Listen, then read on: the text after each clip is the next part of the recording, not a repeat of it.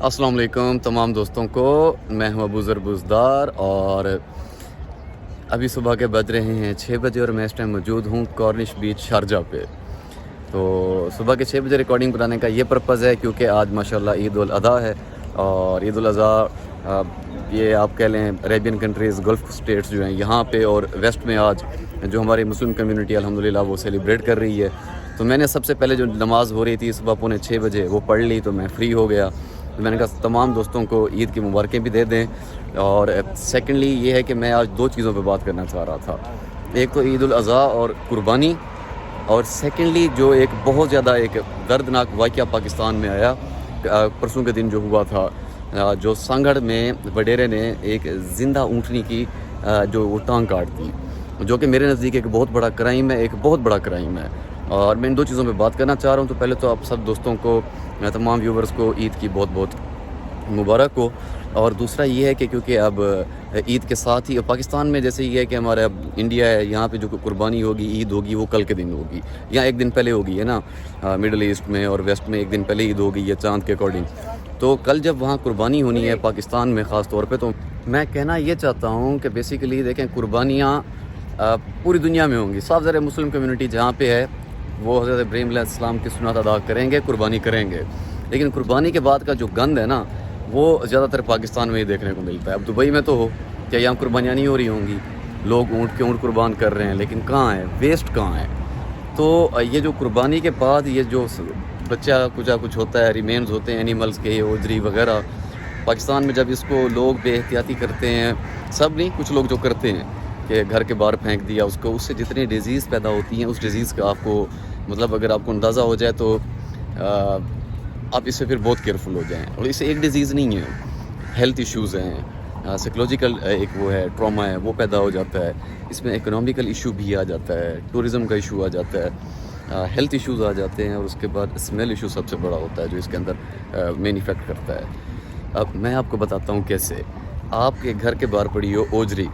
مطلب گندا سا گوشت پڑا ہو جس میں سے اسمیل آ رہی ہے، تو کیا آپ کے نیبرز کا، آپ کے دوستوں کا دل کرے گا کہ آپ گھر کے باہر اکٹھے ہو کے کھڑے ہو جائیں وہاں پہ؟ نہیں۔ بہت سارے لوگ ایسے ہوتے ہیں، خاص طور پہ بچے اس چیز سے بہت زیادہ افیکٹ ہوتے ہیں۔ افیکٹ اس طرح سے ہوتے ہیں کہ بچے تو بیچارے آپ کو بتا بھی نہیں سکتے کہ ان کو کس چیز کی اسمیل آ رہی ہے یا ان کو خون سے کتنی الجھن ہو رہی ہے۔ بہت سارے لوگ سینسیٹیو بھی ہوتے ہیں، تو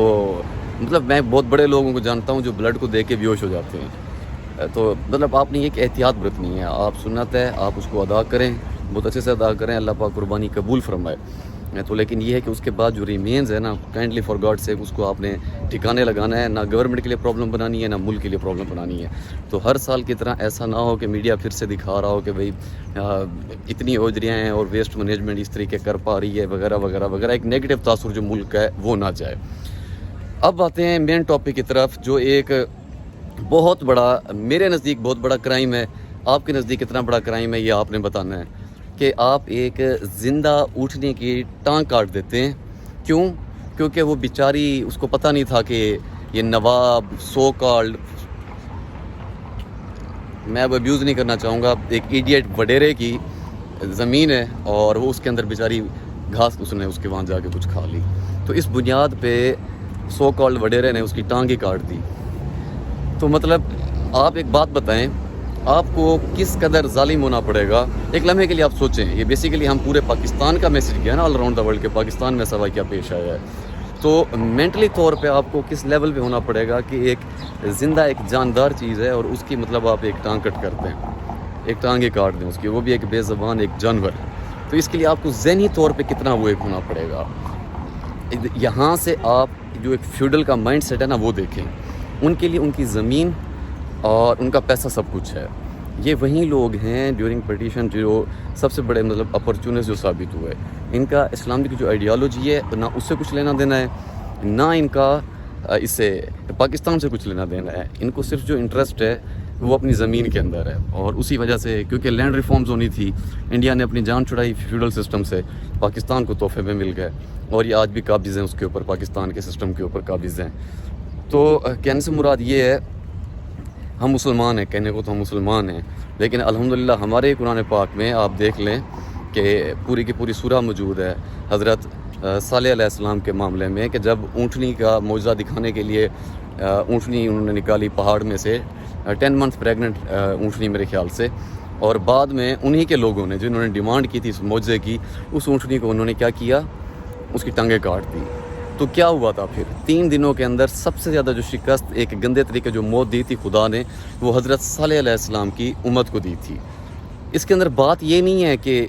اونٹنی، بات یہ ہے کہ ناانصافی، اور جب ناانصافی ہو تو اس کا پھر اس طریقے قدرت کی طرف سے نا رد عمل آتا ہوتا ہے۔ یہ تو ہم خوش نصیب ہیں، حضور پاک صلی اللہ علیہ وسلم کی دعاؤں نے ہمیں اللہ کے عذاب سے بچایا ہوا ہے، ورنہ یہ جو ایک عمل ہوا ہے اس کے بعد خدا کے عذاب سے ڈرنا چاہیے۔ میں ابھی بھی نہیں سمجھتا کہ یہ وہی وڈیرا ہے جس نے یہ حرکت کی تھی، اسی کو پکڑا گیا ہے۔ میرے نزدیک یہ وہ وڈیرا نہیں ہے، مے بی یہ پھر کوئی چھوٹا موٹا وڈیرا ہو، کیونکہ کوئی بڑا وڈیرا ہوگا تو لائک پہلے جوتوئی کا معاملہ ہوا، کافی سارے معاملات ہوئے، تو مجھے نہیں لگتا شاید عوام کو بیوقوف بنانے کے لیے، کیونکہ کریڈٹ تو جاتا ہے سارا پاکستان کی عوام کو، پبلک کو جاتا ہے۔ یہ ہوتی ہے کہ عام بندوں کی طاقت، جب ساری عوام نے مل کے آواز اٹھائی تب جا کے انہوں نے اس کے اگینسٹ اسٹیٹ مدعی بھی بنی ہے، اس کو اوپر FIR بھی کی ہے، اس کو اٹھایا بھی ہے، لیکن ریومرز ہیں اور مجھے مطلب ذاتی طور پر انفارمیشن نہیں ہے، بٹ آئی بلیو کہ یہ وہ بندہ نہیں ہے جو اصل مجرم ہے، کلپریٹ ہے، یہ وہ نہیں ہے۔ باقی خدا جانے حقیقت کتنی ہے، یہ بھی معاملہ 1-2 دنوں میں پتہ چل ہی جائے گا۔ لیکن اگر پبلک یہ اوپینین سارا سوشل میڈیا پہ بلڈ نہ کرتی، سوشل میڈیا پہ آواز نہ اٹھاتی عوام، تو میں نہیں سمجھتا کہ اتنا جلدی یہ جو انصاف ہے، جسٹس ہے، اس معاملے کو مل پاتی۔ لیکن at the end thanks to that animal welfare organisation, جنہوں نے آ کے اس اینیمل کو اب ریسکیو کیا ہے، ابھی 3-4 گھنٹے پہلے کی بات ہی ہے، کیونکہ رات کا واقعہ ہے۔ وہ اینیمل آرگنائزیشن آئے ہیں، وہ اس کو کیمی اس کا نام رکھا ہوا ہے، پیارا سا اونٹنی کا، وہ اب اس کو لے بھی گئے ہیں۔ وہ بہت تکلیف میں تھی، خدا قسم ایک بے جان چیز ہے، مطلب بے زبان چیز ہے، اور اس کے ساتھ آپ اس طرح کا رویہ اختیار کر رہے ہیں۔ خدا کے بندے، اگر آپ کی زمین میں سے کچھ گھاس اس نے کھا بھی لی تھی تو کتنا کوئی گھاس کھا جاتی، مطلب کہنے کو تو آپ مسلمان ہیں، اور آپ کے قرآن پاک کے اندر ایک اونٹنی کے اوپر پورا واقعہ ہے، اور آپ پھر اسی اونٹنی کی ہی ایک بے زبان بیچاری اس کی وہ ٹانگ آپ نے کاٹ لی۔ تو خدا کا پھر نظام ہے، پھر خدا کی لاٹھی جب چلے گی تو وہ پھر سب کو رگڑے گی۔ باقی عید ہے، عید منائیں، اور جو عید کا مین پرپز ہے جو حضرت ابراہیم علیہ السلام کی قربانی سے ہمیں نظر آتا ہے کہ یہ جو ایک کنسیپٹ ہے نا، کہ ہم اکثر اوقات انسان ہے نا، ہم بلیو کرتے ہیں کہ یہ سب ہمارا ہے، یہ ہمارا ہے، یہ ہمارا ہے۔ تو اللہ پاک نے حضرت ابراہیم علیہ السلام کو، میرے نزدیک جو میری انڈرسٹینڈنگ ہے مائنر سی، انہوں نے ان سے ایک بیٹے اسماعیل کی قربانی نہیں مانگی تھی، انہوں نے قربانی مانگی تھی کہ آپ یہ جو کلیم ہوتا ہے نا ہم لوگوں کا کہ ہم ایک چیز کے مالک ہیں، ہم اونر ہیں ایک چیز کے، تو اس کلیم کے اگینسٹ وہ قربانی تھی۔ ہم کسی بھی چیز کے مالک نہیں ہیں، مالک رب کی ذات ہے، وہ ایک خدا ہے۔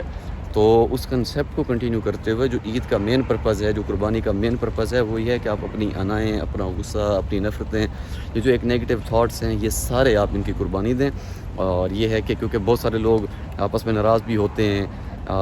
لڑائیاں جھگڑے ہوتے ہیں، بہت سارے معاملات ہوتے ہیں، تو اس موقع کی آپ اپرچونٹی فائدہ اٹھاتے ہوئے عید کا موقع ہے، ہیپیلی سب دوست دوبارہ آپس میں ایک ہو جائیں، گلے ملیں، کھانے کھائیں، اینڈ پلیز جیسے میں نے پہلے کہا ہے، جو آپ قربانی کریں اس کو ٹھکانے لگا دیجیے گا لازمی، تاکہ انوائرمنٹ بھی پلیوٹ نہ ہو، اور اسٹے سیف۔ Thank you.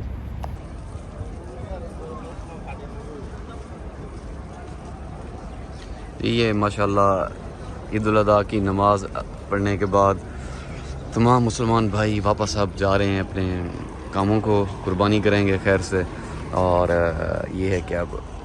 کھانے بننے کا سلسلہ شروع ہو جائے گا۔ تو یہی ایک بہت پیارا منظر ہے، میں نے کہا کیوں نہ یہ بھی ایک منظر کیپچر کر کے آپ سب کو دکھایا جائے۔